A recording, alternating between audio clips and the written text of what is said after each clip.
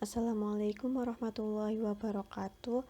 Pada kesempatan kali ini saya akan menjelaskan tentang uji kesesuaian pesawat sinar X fluoroskopi. Peralatan uji yang digunakan untuk uji kesesuaian ini adalah ada plat BB dan AL, detektor kopia, kolimator test tool, dan phantom PAMA. Selanjutnya ada tembaga 2 mm, penggaris, meteran, dan selotip. Parameter uji pada pesawat fluoroskopi meliputi 1. Ada uji kolimasi, meliputi kesesuaian berkas dan kesesuaian titik pusat. Yang kedua, ada uji generator dan tabung sinar X yang meliputi akurasi tegangan, akurasi waktu, linearitas, reproduksibilitas, kualitas sinar X atau HVL. Yang ketiga, ada uji kebocoran tabung. Yang keempat, ada uji kualitas citra yang meliputi distorsi bentuk jaring, ambang kontras rendah, ambang diameter kontras rendah, dan ambang kontras tinggi.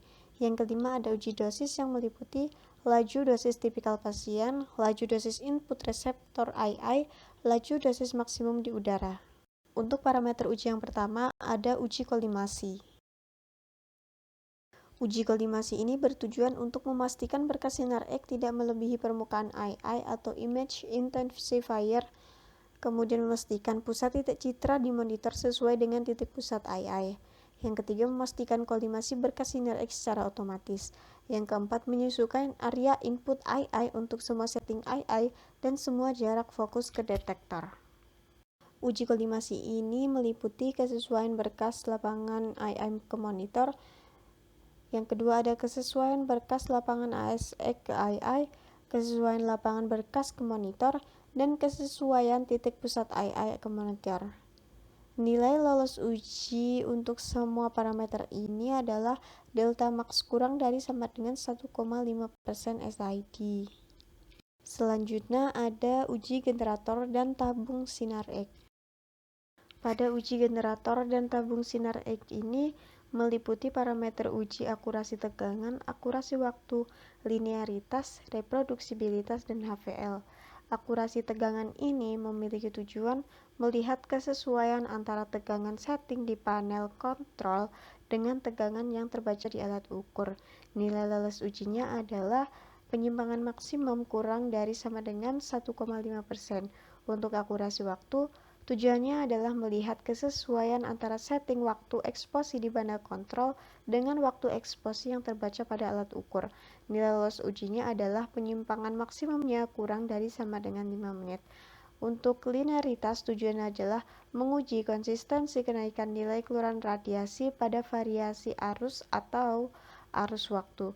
Nilai lolos ujinya untuk koefisien linearitasnya adalah kurang dari sama dengan 0,1. Selanjutnya ada uji reproduksibilitas. Tujuannya adalah untuk memeriksa konsistensi keluaran radiasi, tegangan, dan waktu eksposi pada beberapa eksposi dalam pengaturan generator yang tetap. Nilai loss ujinya adalah koefisien ovarian kurang dari sama dengan 0,5.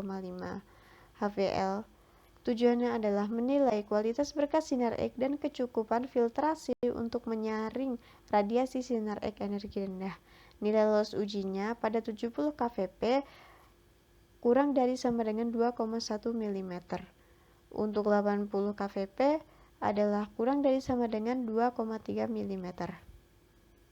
Selanjutnya ada uji kebocoran tabung.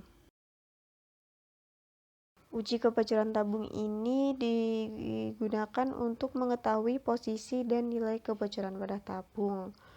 Dengan nilai lolos ujinya adalah kebocoran wadah tabung kurang dari sama dengan 1 mg per jam.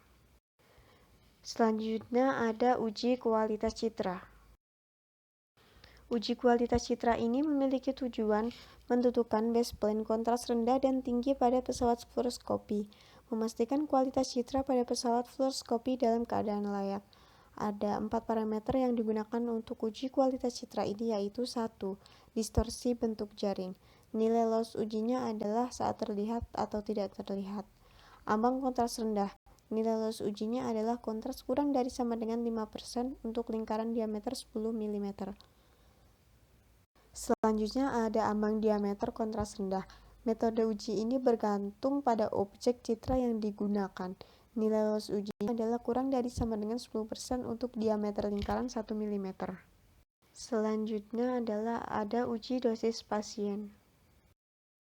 Pada uji laju dosis pasien ini bertujuan untuk memastikan laju dosis pasien tidak terlampaui, baik untuk tebal pasien normal maupun tebal pasien maksimum. Laju dosis pasien ini meliputi laju dosis tipikal pasien dengan nilai loss uji untuk mode normal kurang dari sama dengan 17 mg per menit. Yang kedua ada laju dosis maksimum di udara dengan nilai loss uji untuk mode normal kurang dari sama dengan 50 mg per menit, dan untuk mode dosis tinggi adalah kurang dari sama dengan 100 mg per menit. Selanjutnya ada laju dosis input reseptor II. Dengan nilai loss ujinya adalah diameter II lebih dari sama dengan 11 cm kurang dari 14 cm, maka dosis inputnya kurang dari sama dengan 120 mikrogram per menit. Selanjutnya untuk diameter II lebih dari sama dengan 14 cm kurang dari sama dengan 23 cm, di input kurang dari sama dengan 90 mikrogram per menit. Untuk diameter II lebih dari sama dengan 23 cm, di input kurang dari sama dengan 60 mikrogram per menit. Terima kasih dan semoga bermanfaat.